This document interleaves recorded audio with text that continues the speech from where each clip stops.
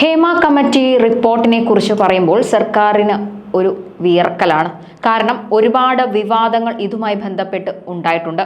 ഇപ്പോൾ സംസ്ഥാന വിവരാവകാശ കമ്മീഷണറേറ്റിനെതിരെ തുറന്നടിച്ച് മുൻ കമ്മീഷണർ രംഗത്ത് വന്നിരിക്കുകയാണ്. അതും ഹേമ കമ്മിറ്റി റിപ്പോർട്ടുമായി ബന്ധപ്പെട്ട ചില വിവാദങ്ങൾക്ക് തിരികൊളുത്തിക്കൊണ്ട്. കേസുകളും ഫയലുകളും ഇത് സംബന്ധിച്ച് ഒഴിവായെങ്കിലും ഇപ്പോഴുള്ള ഈ തുറന്നുപറച്ചിൽ സർക്കാരും പ്രമുഖരും ഉദ്യോഗസ്ഥരും ഒത്തുകളിച്ചു എന്ന് വ്യക്തമാക്കുന്നതാണ്. മുൻ കമ്മീഷണർ ഡോക്ടർ എ അബ്ദുൾ ഹക്കീമാണ് ഇപ്പോൾ തുറന്നുപറച്ചിൽ നടത്തിയത്. ഹേമ കമ്മിറ്റി റിപ്പോർട്ടിലെ ഹർജി പരിഗണിക്കുന്ന ഘട്ടത്തിൽ വിവരാവകാശ കമ്മീഷണറേറ്റിൽ നിന്നും ആവശ്യമായ പിന്തുണ ലഭിച്ചിട്ടില്ലെന്നും കമ്മീഷണറേറ്റിലെ ആരെങ്കിലും ആരുടെയെങ്കിലും ഉപകരണമായി മാറിയിട്ടുണ്ടാകാമെന്നുമാണ് അബ്ദുൾ ഹക്കീം പ്രമുഖ മാധ്യമത്തിന് നൽകിയ അഭിമുഖത്തിൽ പറയുന്നത്. ഹേമ കമ്മിറ്റി റിപ്പോർട്ട് പുറത്തുവിടുന്നത് വൈകിപ്പിച്ചതിന് സാംസ്കാരിക വകുപ്പ് ഉദ്യോഗസ്ഥരാണെന്നും സ്വാധീനത്തിന് വഴങ്ങിയതാകുമെന്നും അബ്ദുൾ ഹക്കീം പറയുന്നു. രാഷ്ട്രീയമായ ചില നീക്കങ്ങൾ ഉണ്ടായോ എന്ന് പോലും സംശയിക്കണമെന്നും ഹക്കീം പറയുന്നു. ഹേമ കമ്മിറ്റി റിപ്പോർട്ടിലെ ഹർജി പരിഗണിക്കുന്ന സമയത്ത് പൊതുജനങ്ങളും മാധ്യമങ്ങളും പിന്തുണച്ചപ്പോഴും സ്വന്തം ഓഫീസിൽ നിന്ന് തനിക്ക് പ്രതീക്ഷിച്ച പിന്തുണ ലഭിച്ചില്ലെന്നും അദ്ദേഹം ആരോപണമുയർത്തി. ഹേമ കമ്മിറ്റി റിപ്പോർട്ട് പുറത്തുവരുന്നത് നീട്ടിക്കൊണ്ടുപോയത് ഉദ്യോഗസ്ഥരാണ്, അതായത് സർക്കാരിന് പങ്കില്ല എന്ന് സൂചിപ്പിക്കുകയാണോ എന്ന് നമ്മൾ സംശയിക്കേണ്ടിയിരിക്കുന്നു. റിപ്പോർട്ട് ഹാജരാക്കാൻ ആവശ്യപ്പെട്ടപ്പോൾ അവർ അത് വൈകിപ്പിച്ചു.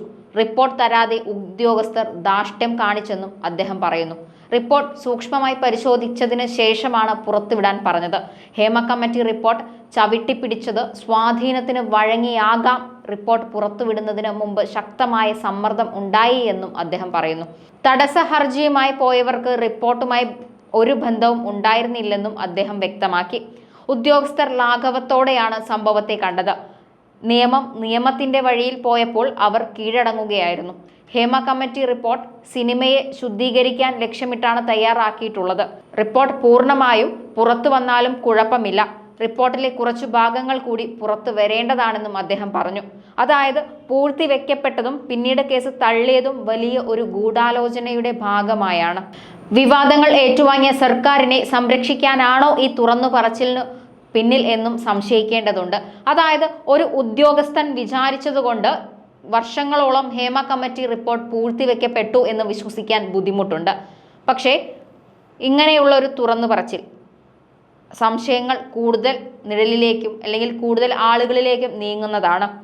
സർക്കാരിന് ഇതിന് ഒത്തുകളിയുണ്ട്. ഉദ്യോഗസ്ഥർ സർക്കാർ പറയുന്നതാവാം കേട്ടത്, അതല്ലെങ്കിൽ മറ്റൊരു സഖ്യത്തിൻ്റെ ഒരു ഉപകരണമായി ഉദ്യോഗസ്ഥർ പലരും മാറിയതുമാകാം. എന്തായാലും സർക്കാരിന് വീഴ്ച പറ്റിയിട്ടുണ്ട്. സർക്കാർ ഉദ്യോഗസ്ഥരിൽ നിന്നാണ് ഈ വീഴ്ച സംഭവിച്ചത്. എന്തായാലും തുറന്നു പറച്ചിൽ അന്വേഷണ വിധേയമാക്കേണ്ടതാണ്. കേസുകൾ തള്ളിപ്പോയി, റിപ്പോർട്ട് പൂഴ്ത്തപ്പെട്ടു, റിപ്പോർട്ട് ഇന്നില്ല എന്നുള്ളതൊന്നും ഇതിനെ ബാധിക്കുന്ന വിഷയമാകരുത് എന്നാണ് സർക്കാർ മനസ്സിലാക്കേണ്ടത്. സർക്കാരിന്റെ കൈകൾ ശുദ്ധമാണെങ്കിൽ ഹേമ കമ്മിറ്റി റിപ്പോർട്ടിന് പിന്നിൽ ഈ ഉദ്യോഗസ്ഥന്റെ തുറന്നു പറച്ചിൽ ചർച്ച ചെയ്യപ്പെടേണ്ടതാണ്.